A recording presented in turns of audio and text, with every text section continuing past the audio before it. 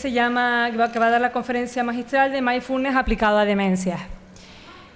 Es bastante interesante este tema, sobre todo por la diversidad, como un poco lo que habló antes Juan Cruz, de cómo se trabaja la intergeneracionalidad con el tema que trabaja él y sobre todo el humor, ¿vale? Bueno, Domingo Jesús Quintana Hernández, doctor en Psicología Clínica, máster en Psicopatología y Neuropsicología, actualmente cursando un tema del máster en Atención Integral Centrada a la Persona, lo que estábamos viendo a nivel totalmente transversal, las personas mayores por un lado y la discapacidad, ¿no? Profesor de Neuropsicología de la Universidad Internacional de La Rioja y profesor invitado en diferentes másteres en diversas universidades españolas. Investigador del grupo de Mindfulness de la Universidad de La Laguna, de donde venimos, que es Tenerife, y, bueno, aunque él reside actualmente entre Gran Canaria y Tenerife. Actualmente desarrolla el área de intervención integral basada en el Mindfulness para personas en diversos centros de la Comunidad Autónoma Canaria, tanto de personas con discapacidad física o psíquica, como personas con mayores, tanto en residencias de personas mayores como a nivel de centro de día. Pero lo que más le define a él es el amor por las personas mayores, y este es el corazón de su dedicación, que sería servir, ¿vale?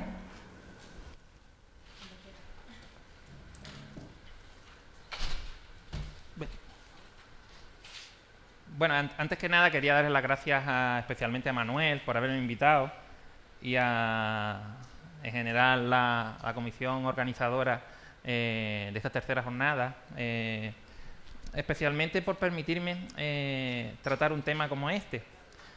Antes de empezar a hablar, después de la conferencia magistral que hemos tenido antes con José Elías, con Juan Cruz y con Monse, me gustaría, más que el currículum académico, que entiendan el currículum personal, porque entonces van a poder entender el cómo he llegado yo aquí.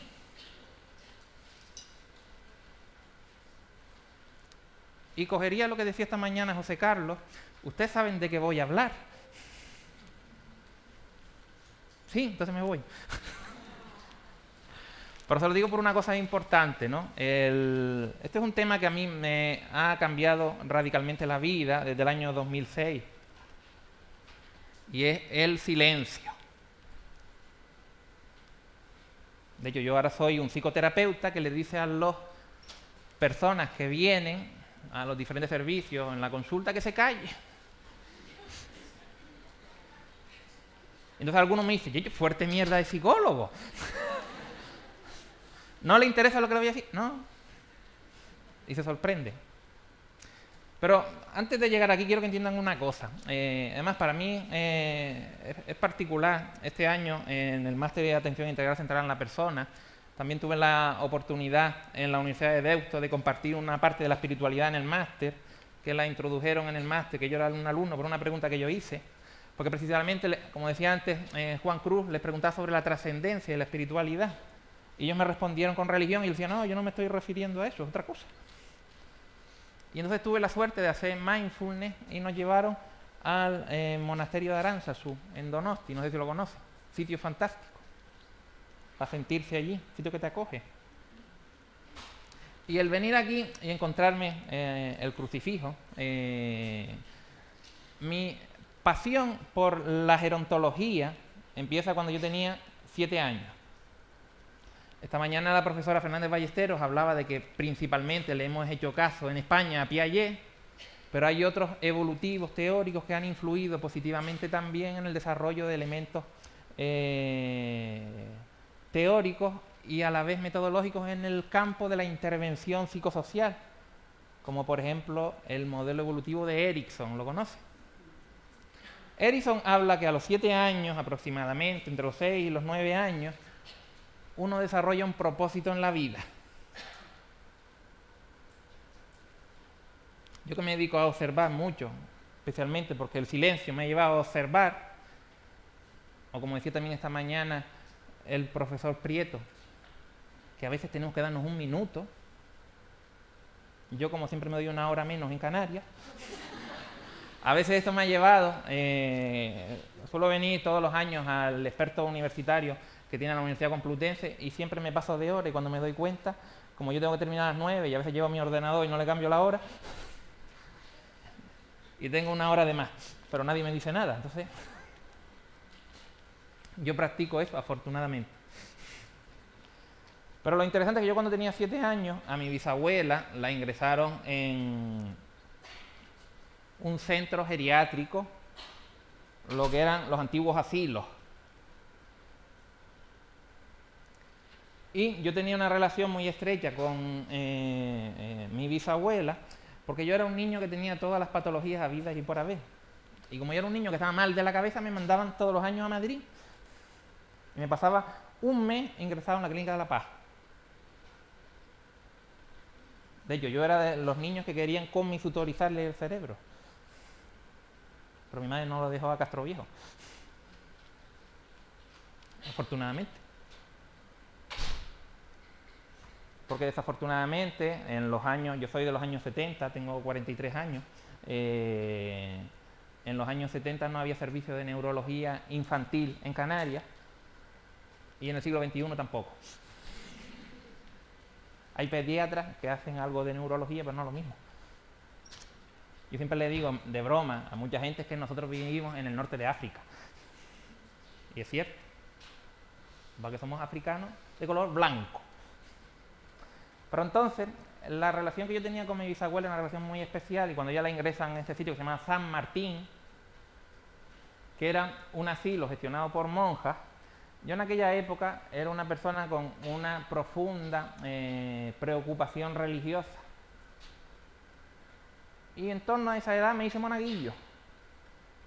Cuando ingresaron a mi bisabuela en este sitio, yo llego un día por allí, yo quise entrar, pero las monjas no me dijeron, no, aquí no pueden entrar los niños. Y cerraban una verja y me daban fuera. Mi madre entró a ver a su abuela, pero yo me quedé fuera. Pero yo aproveché un momento que se abrió la verja y me metí para adentro. Y empecé a buscar a mi bisabuela, pero no la encontré. Pero me encontré con una señora y le hice una pregunta. Siempre lo recordaré. Su experiencia aquí, ¿esto para usted qué es? Y ella me hace, ay, mi niño, que es una expresión que tenemos allí los canarios. Esto es la casa de espera de Dios. Y a mí eso se me clavó como una estaca, como las espinas del monasterio de Aránzazu. Y cuando salía con mi madre ya, y nos íbamos al pueblo, porque yo era un pueblo del norte de Gran Canaria, le dije a mi madre una cosa, mamá, si la casa de espera de Dios es como esto, habrá que cambiarlo, ¿no? Y ese ha sido mi empeño desde que tengo uso de razón hasta ahora. Y lo que me he hecho es un poco como Tomás Moro. Las utopías del hoy son las realidades del mañana. En el año 2003, porque todos habrán oído hablar de mindfulness, ¿verdad? ¿Alguna vez alguien ha entrenado para desarrollar una capacidad mindfulness de los que están en la sala? Es importante. Okay. Actualmente asistimos a una situación donde el mindfulness se ha convertido prácticamente en una moda. De hecho, García Campayo el otro día sacó un artículo que hablaba de Mac Meditation. El mindfulness no es una técnica, es un estado. De hecho, estoy muy contento de haber venido detrás de la mesa por varias cosas. Montserrat, cuando hablaba de la creatividad, si ustedes se fijaron en toda la presentación que ella hizo, hablaba de estados de calma, estados de desarrollar respuestas alternativas. Y la clave de la práctica de mindfulness es lo que yo le digo siempre a las personas. Y ahora vamos a ver cómo yo empiezo a hacer una sesión, para que ustedes tengan una idea, un poco cómo yo trabajo con las personas mayores. Pero siempre les digo una cosa, la vida es cuestión de arte. Y el arte tiene dos caminos. Y le digo a la gente, pues se acuerde, ártelo fácil. ¿Por qué? Porque el arte son dos cosas, y yo juego con las siglas. El camino que conduce a la enfermedad o a la evolución. La A, el camino que conduce a la enfermedad, es la ansiedad. la ansiedad genera resistencia. La resistencia calienta el cuerpo y genera trastornos. Y los trastornos crónicos mantenidos generan enfermedades de origen psicosomático. De hecho, en la demencia no se sabe muy bien por qué se produce la enfermedad de Alzheimer. Y hay bastante controversia. Parece que las cosas dependen de la beta-amiloide, pero lo curioso es que cuando se hicieron la famosa vacuna, que después la retiraron, se eliminaba la beta-amiloide y la enfermedad no se curaba. Ustedes conocen el estudio de Snowdon de las monjas, el NAN Study. Las hermanas tenían unos cerebros tipo Alzheimer de lo peor, que habían visto los anatomopatólogos y no tenían Alzheimer. ¿Por qué? Esto es una de las cuestiones importantes, ¿no? Acuérdense. Ansiedad, resistencias, trastornos y enfermedad. Y esto es como la técnica de los 2 huevos para vender. O quieres uno o quieres el otro. El arte lo fácil es lo siguiente. La A de aceptación. Que aceptación no es resignación, es una cosa distinta. Porque la resignación es una resistencia que conduce a los trastornos y a las enfermedades. La aceptación es que lo que es. Y lo que es, y yo soy de una manera y no puedo ser de otra. Pero sobre lo que es, yo puedo hacer cosas en las circunstancias que tengo. Entonces la aceptación genera una redirección, y eso tiene que ver con la creatividad, que me lleva a transformarme y a evolucionar. Todo el mundo es capaz de escoger este camino. No. Y ese es el problema. De hecho, una de las cosas que nos estamos planteando a nivel internacional cuando se plantea hacer intervenciones basadas en mindfulness no es que todo el mundo se ponga a meditar como los monjes budistas. Porque el desarrollo de una capacidad mindfulness sí que está relacionado con una cosa importante y es con la práctica. Pero la clave no es en las prácticas formales. La clave es cómo conseguir introducir esto en las prácticas informales. Y antes José Elías decía una cosa clave que es muy interesante que tiene que ver con la risa. Yo siempre le digo a la gente, tienes que hacerte el HH. ¿Y eso qué es, Domingo? Hazte el humor. Y fíjense que él dijo una cosa, que el humor activa una zona medial en el cerebro, probablemente la zona frontomedial, que es la misma zona que se estimula cuando uno desarrolla la capacidad mindfulness.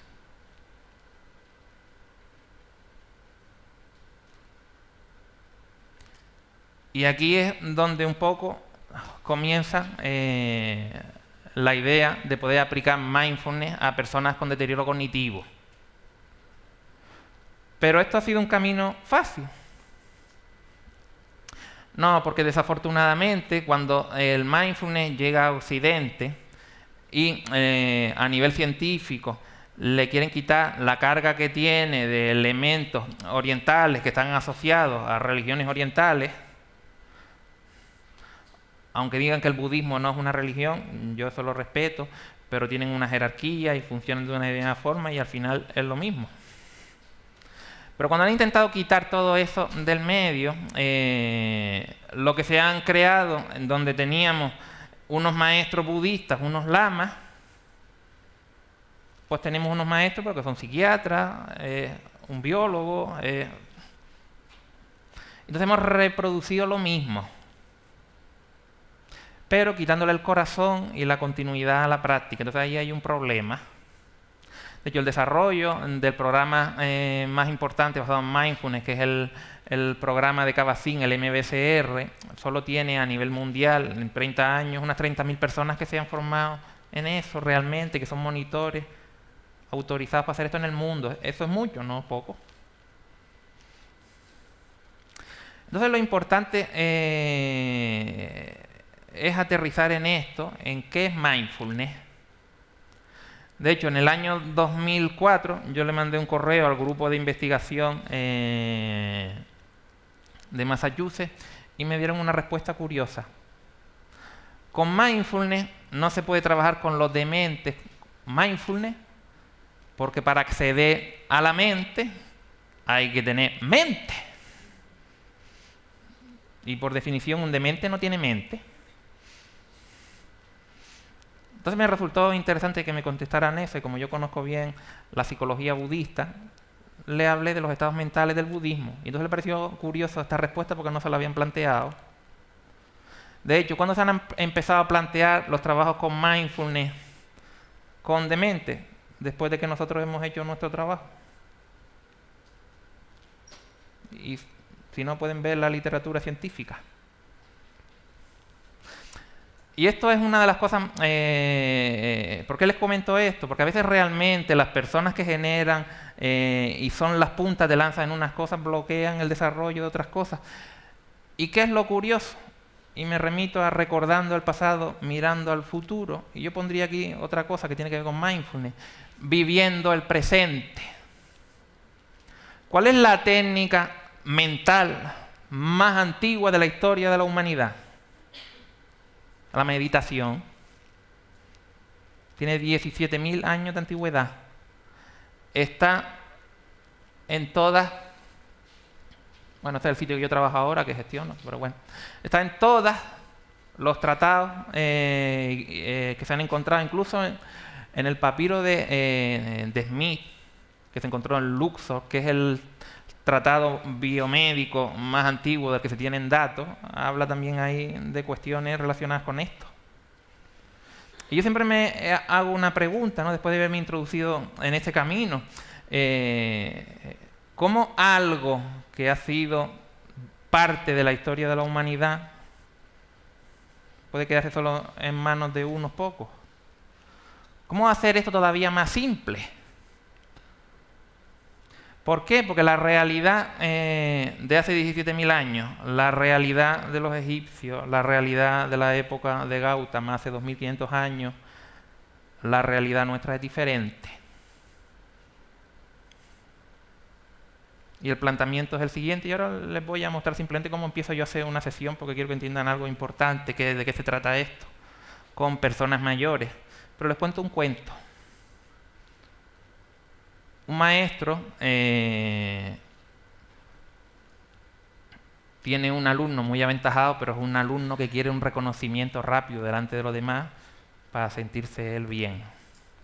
Entonces le dice el maestro: cuando vuelvas caminando sobre las aguas, igual que el Señor Jesús, entonces te reconoceré.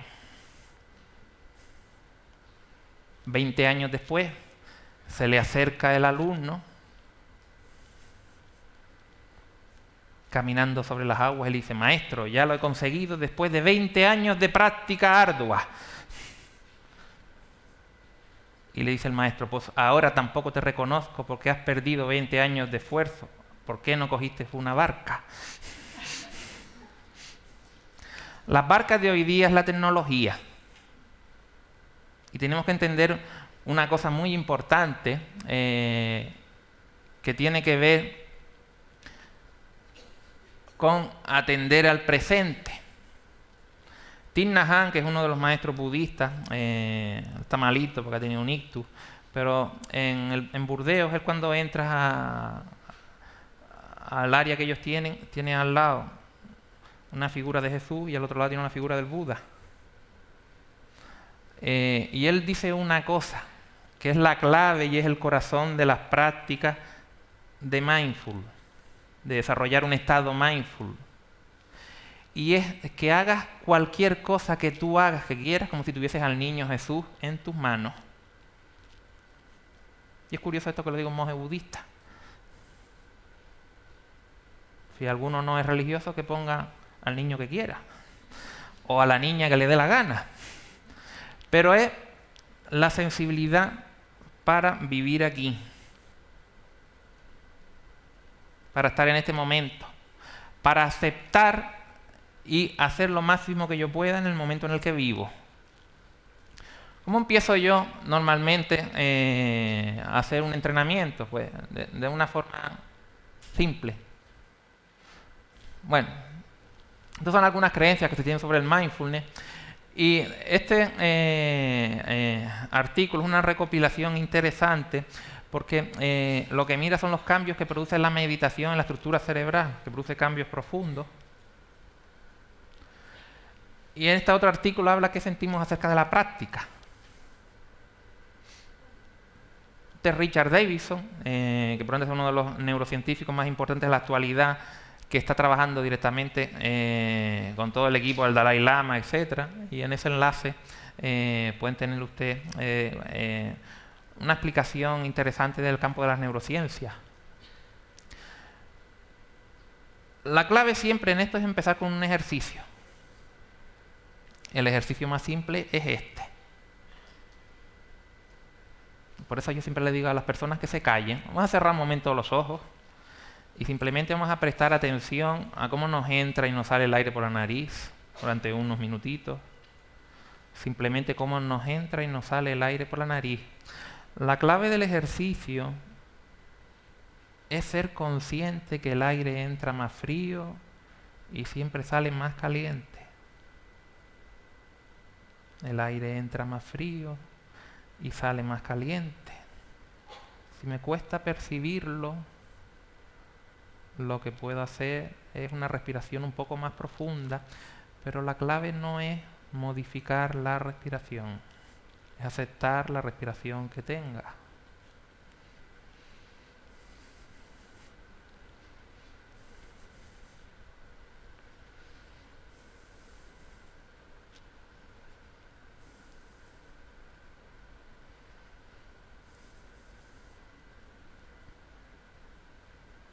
Podemos abrir los ojos.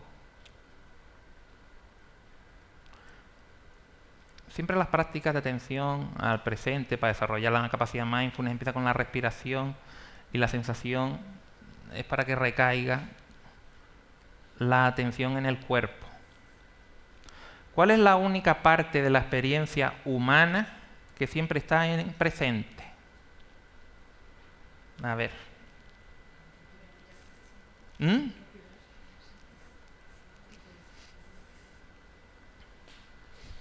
Sí, tiene que ver con la respiración, pero no es la respiración. El neuma es importante, pero la única parte de la experiencia humana que siempre está en el presente es el cuerpo. Porque cuando nos morimos también estamos en cuerpo presente. Así que por eso no es la respiración. El cuerpo siempre nos habla, pero los psicólogos hemos olvidado el procesamiento de abajo arriba, que es lo que hablaba antes Monse cuando ella explicaba lo de la creatividad. Realmente lo que están haciendo las personas con demencia es integrar un procesamiento de abajo arriba. Ella dijo en un momento una cosa interesante, que cuando ellos están atentos haciendo algo, no están en ninguna cosa. El siguiente aspecto que les pongo es el Padre Nuestro. Y aquí donde yo me he sorprendido más. Entonces empezamos a recitar, vamos a recitar el Padre Nuestro. Y cuando llega, venga a nosotros tu reino, yo le digo, un momento, ¿eso qué significa? ¿Qué significa venga a nosotros tu reino?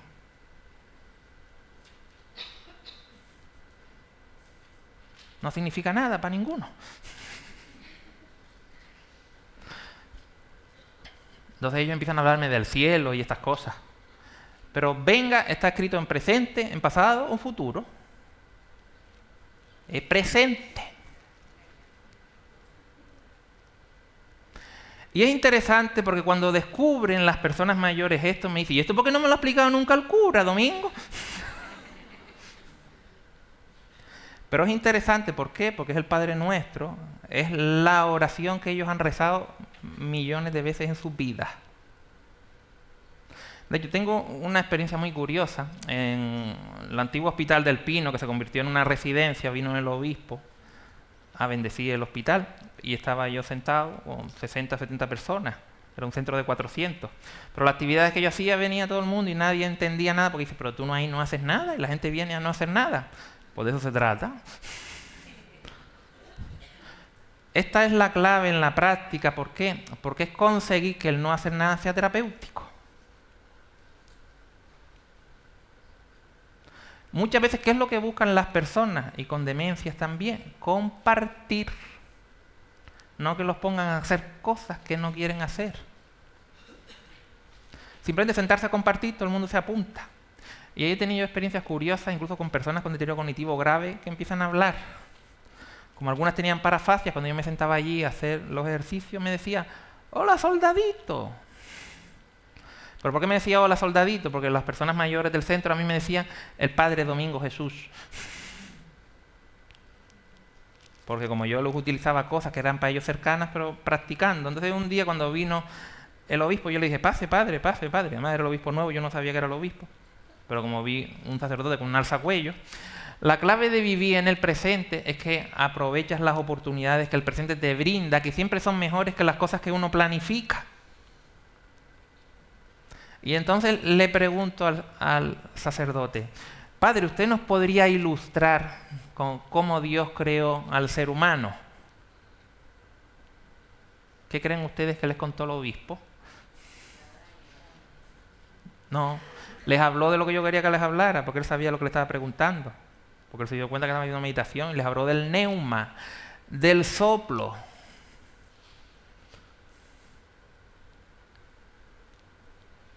Cuando se fue el obispo, dice una de las señoras, si el obispo dice que hay que respirar, aquí respira hasta Dios.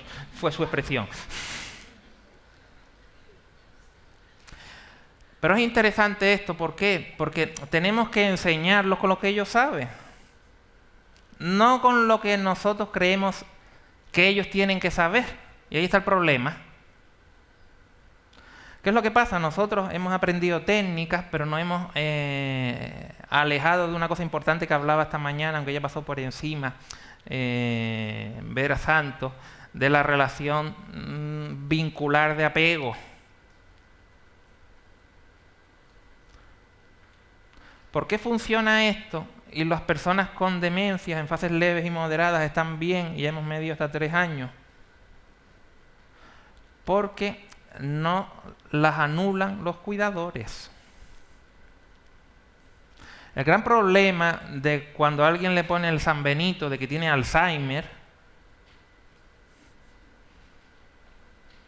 es como en la mesa cuando estaban hablando de las actividades para personas con demencias institucionalizadas, que en algún momento decían las demencias institucionalizadas y hemos convertido a la persona en una enfermedad. La enfermedad tiene cura. Pero las personas son ayudables toda la vida. Los enfermos de Alzheimer grave aprenden. En un GDS-7 por condicionamiento clásico, pero aprende.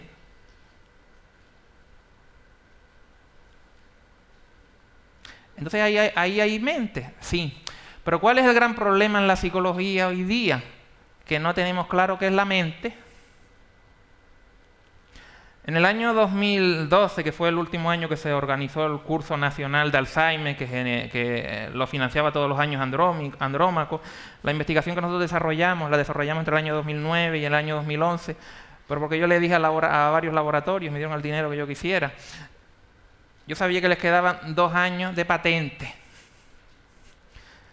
El Prometá vale 200 euros. El Aricea valía 100 y pico. La memantina vale 200 euros. Entonces yo le dije, mira, si tú me financias la investigación, yo te garantizo que te voy a ver por lo menos 500 pacientes nuevos, porque en Gran Canaria y en Tenerife tampoco no hay unidades de demencia.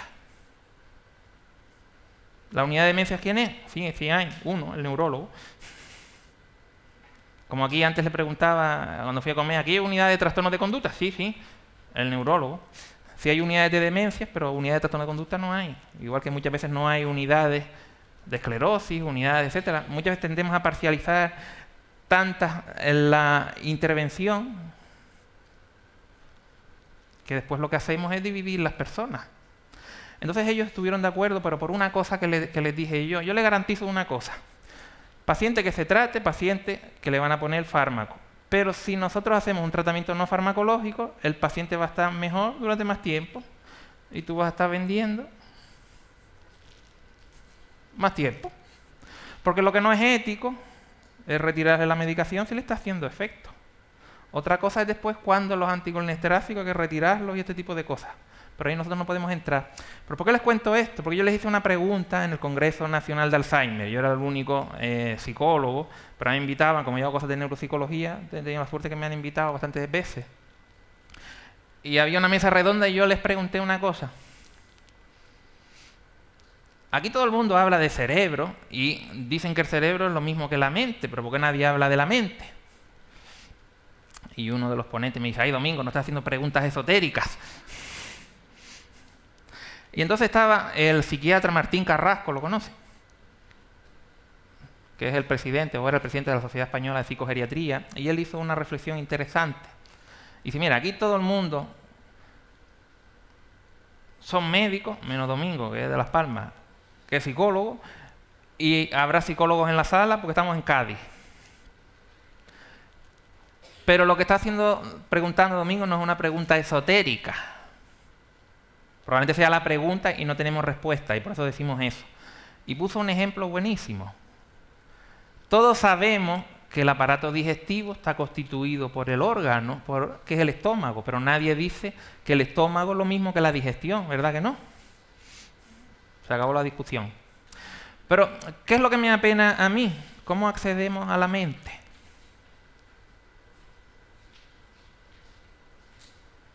¿Cómo podemos liberarnos del proceso mental?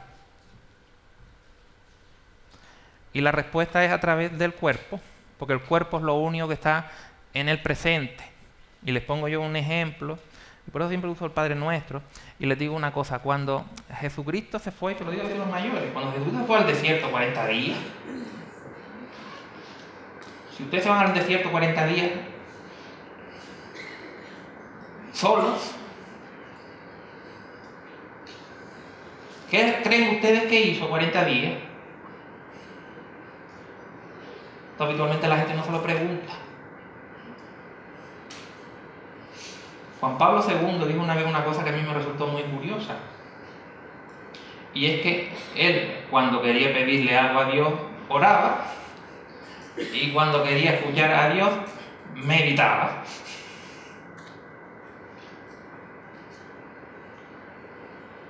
Entonces le pregunté a los mayores, les preguntaba precisamente, ¿qué es lo que creen ustedes que es?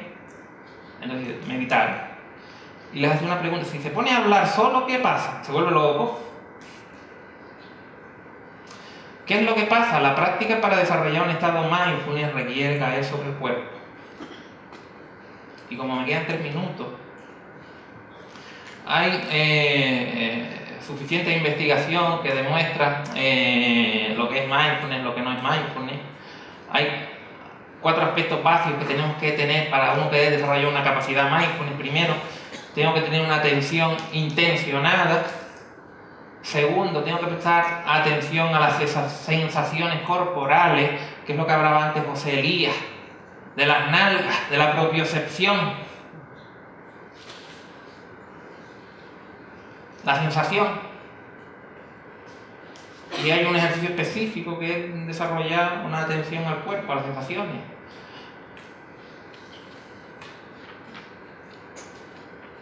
Otro aspecto importante es la curiosidad. Tengo que ser curioso con lo que me está pasando aquí ahora. Y el cuarto aspecto tiene que ver con que lo haga amablemente conmigo mismo. Y está relacionado con lo que hablaba también Javier esta mañana con el perdón. Pero por el perdonarme muchas veces conmigo mismo. El autoperdón. Con amabilidad. Y esto es la base de lo que se está hablando ahora mucho. Y es de la compasión. Si nosotros nos vamos al origen de la práctica de mindfulness, que probablemente, y más el programa de Kabat-Zinn, que es el programa MBSR, que está basado en 2 cosas simples, que es la meditación vipassana, que tiene solo 3 ejercicios básicos. Uno es la respiración, como estábamos haciendo antes, coger el aire y soltarlo por la nariz. Otro es empezar a hacer un barrido corporal y sentir las sensaciones en el cuerpo. Y el tercero, un ejercicio que se llama meta, que es un ejercicio de sentir, y esto no es solo desear, es sentir que las personas sean felices. Pero primero sentir que yo tengo que ser feliz. Cuando hacemos este ejercicio con las mujeres mayores, y ellas tienen que decir que yo sea feliz, se sienten muy mal. ¿Cómo voy a ser yo feliz? Amar al prójimo, siempre dice, como a ti mismo. De hecho, esta mañana cuando Vera hablaba y a mí me parece que es fundamental esto, cuando Vera hablaba de los vínculos, ella habló de los apegos seguros. Si yo tengo un apego seguro, puedo transmitir ese apego, porque si tengo un apego inseguro, ¿qué voy a transmitir?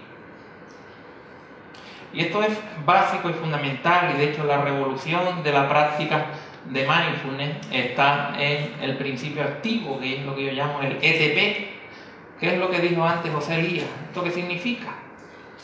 Porque esto es un tratamiento, esto no es un tallercito, esto es un tratamiento demostrado científicamente con multitud de estudios en otras áreas. El único ensayo clínico aleatorizado que hay en el mundo es el que hemos hecho nosotros en Canarias. Esperamos que salgan otros. Están haciendo lo mismo ahora en Alicante, pero allí no han conseguido un psicólogo. Lo está haciendo un monje budista al entrenamiento. Yo le mando los ejercicios y él los hace. No es un doble ciego porque él sabe lo que está haciendo. Ese es el problema. Pero el ETP, ¿qué es? El todo es ponerse.